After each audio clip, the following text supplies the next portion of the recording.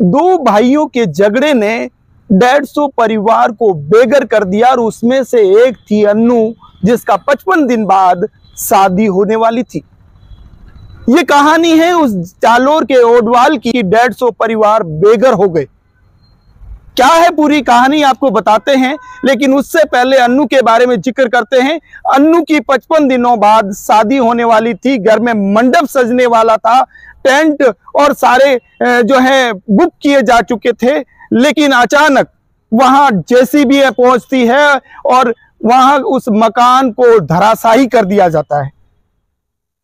क्या हुआ ऐसा कि उस पूरे 150 परिवार के लोगों को बेघर कर दिया गया?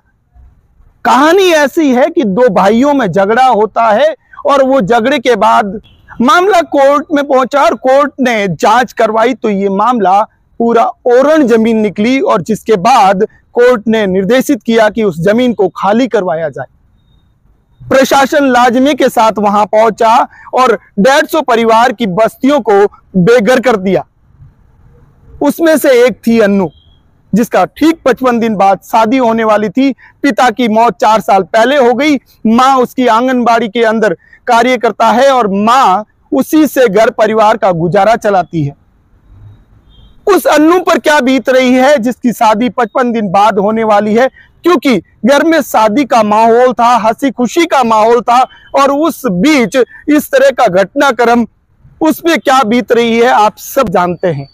लेकिन कहीं ना कहीं इस पूरे घटनाक्रम के बाद पूरे राजस्थान के साथ भारत में हलचल मची हुई है, क्योंकि एक साथ 150 परिवार के लोग बेघर हो गए।